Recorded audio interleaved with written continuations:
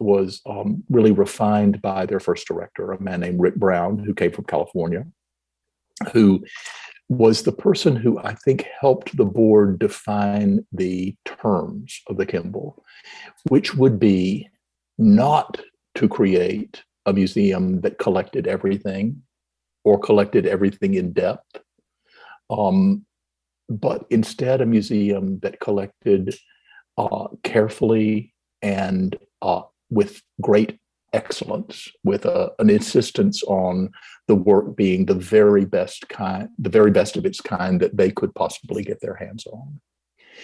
And from the beginning, Brown and the board of directors with him decided to strike out in a broader direction than Mr. Kimbell, so that one of the first works that Rick Brown bought was a fantastic Bodhisattva Maitreya, an ancient Southeast Asian bronze, and the collection then expanded to works from most Asian centers, most ancient American centers, and Africa. We only own 8 examples of African art, but they're all typically very, very fine. And then European painting and sculpture. And the collection really only now numbers about 350 objects. And so it has not really grown very much, though it's morphed. Things have been let go. The things that Mr. and Mrs. Kimbell had more for decorative purposes have gone away and been replaced by things that are of greater importance, we think. And the collection continues to change and to grow. We've bought a Bonnard recently, or a great Poussin, which we bought about 10 years ago, a fantastic scene from one of Poussin's first set of the Seven Sacraments. So we try to buy at a kind of level of quality that means that we don't buy very much. It happens seldom, and we hope spectacularly. The collection is displayed. Its original building, which opened 50 years ago next year, was designed by the amazing architect Louis-Kahn, who is known in California above all for the Salk Institute in La Jolla. He's known on the East Coast for his academic buildings at the University of Pennsylvania or Bryn Mawr, but also for the first extension to the Yale Art Gallery in the 1950s, and then for his Yale Center for British Art, which actually opened after the Kimbell did it, and opened after Kahn's death. It followed the Kimbell by about 5 years. He's known also internationally he's revered by architects internationally. He's one of the gods who built so few buildings that he's best known by specialists rather than by the broader public. He's not like Philip Johnson, for instance, where there's a building by him in almost every great American city. He's an architect who built, capital cities in Bangladesh, or the Indian Institute of Management, or these remarkable buildings, or a synagogue someplace, or he was a phenomenal architect that still nowadays we see groups of architects coming to the Kimbell really in a kind of pilgrimage. 8 years ago, we expanded the museum and added a building designed by an architect who very much admired Louis-Kahn, who worked for Louis-Kahn briefly in his youth, that is Renzo-Piano, who has probably built more museum buildings in the last 20 years than any other architect, but seemed like exactly the right fit for building a building in complement to Kahn's original that would have its own character and its own strength, but also be a good partner, a good friend to the original building. And the opening of that building has allowed us to exhibit much greater quantities of the permanent collection at any one time, because we don't have to take anything down to do a special exhibition. So Turner's Modern World is in the galleries that we have for special exhibitions in the piano pavilion, and the permanent collection is in its full glory here in the Kahn building. We're a museum that people who have not been before walk in and they're dazzled by the light. I mean, it's not that it's dazzling bright; it's just dazzling smart. And the way Kahn manipulates light by reflecting it, by having it sort of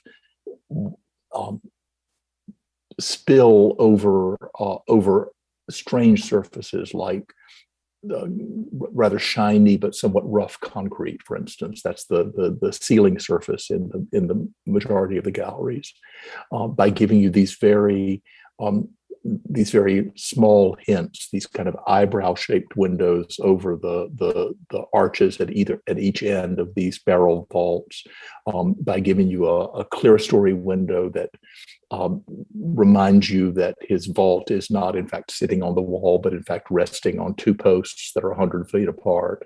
I mean, he's an incredibly subtle and clever architect, and Piano follows in that same idea by taking his measurements from Kahn's building, and rather than having light expand, Piano seeks to filter the light, to have it go from its maximal down to a more filtered and nuanced form. Kahn gives you a slit of light that he then gets to expand as it moves down into the galleries and flows over the artwork below.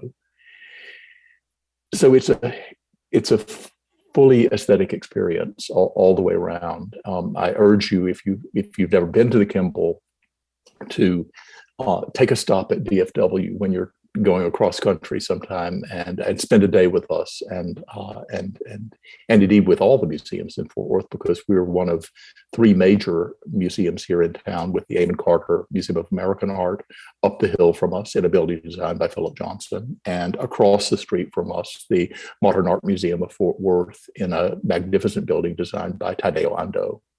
So it's a great site for architecture and for art in the middle of the country. I can't go to one without going to all three, and it's seriously a very easy, seductive trip to visit all three in a day.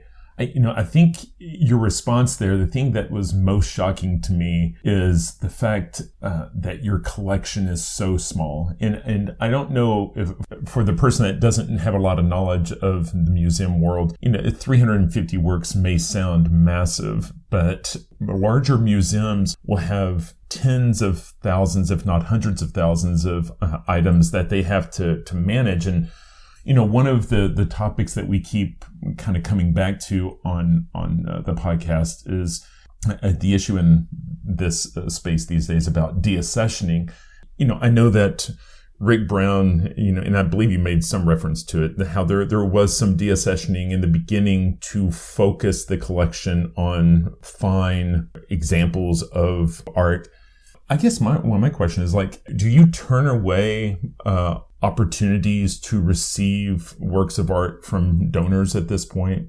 Is that a reasonable question? How do you keep the collection so small? Because it seems like people would want to add to the collection. Right. I just wish somebody would offer me a Benvenuto Cellini bronze right now. It would be most welcome, or John Bologna, let's say, or another marble by Canova.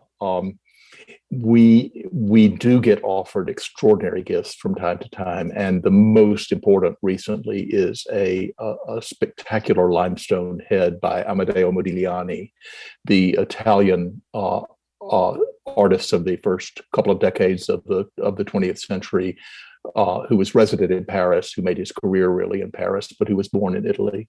And this is a work that came to us from the collection of Lucille and Ted Wiener, who had lived in Fort Worth and who collected their sculptures, the collection they formed of sculptures while they were living in Fort Worth. They moved to California. Their daughter decided that she wanted this particular sculpture, which is really the most important work in the Wiener collection. She wanted it to come back to Fort Worth, and so it is on view here at the Kimbell, and it's just a great masterpiece. If you go to our website or type Kimbell Modigliani, you'll if you can spell Modigliani, and so you'll be able to see it. It's the vast majority of the collection, however, was acquired through purchase, and therefore directed really by the curatorial vision of the institution from the 1970s to the present.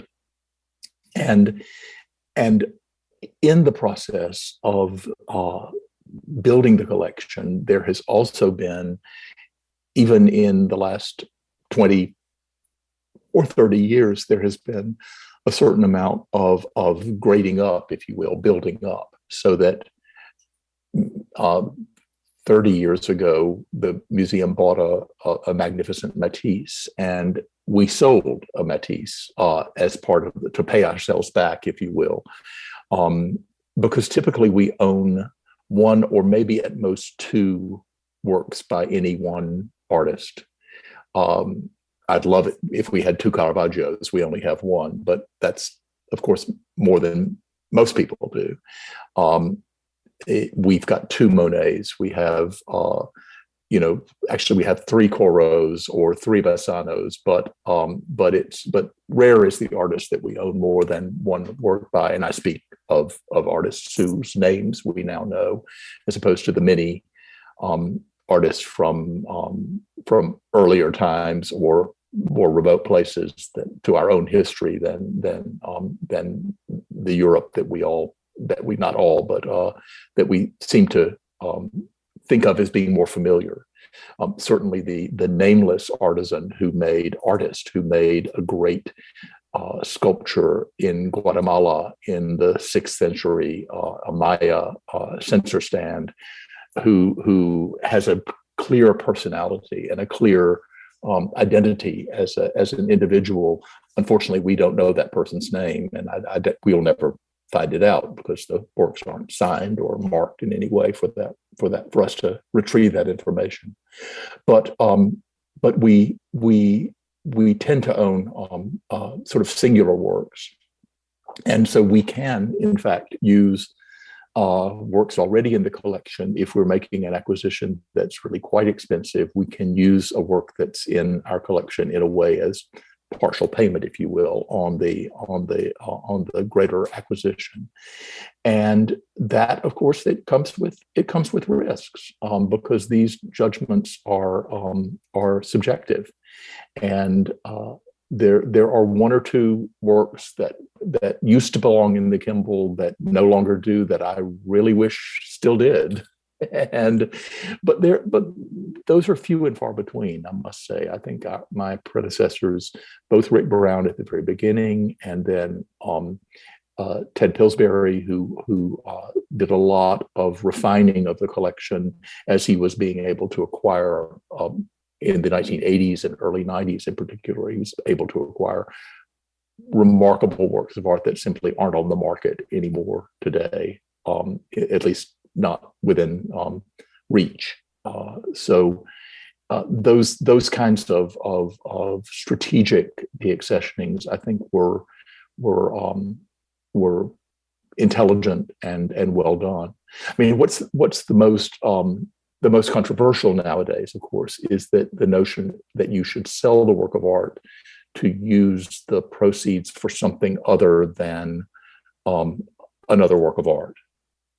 And I won't get into the morals of that. It's been debated endlessly, but basically the way that we have always been able to operate is that the nothing gets sold but that the money turns back into the collection and into having other works of art in the collection. We're enormously fortunate that Mr. Kimbell was so generous to us at the beginning, and our endowment is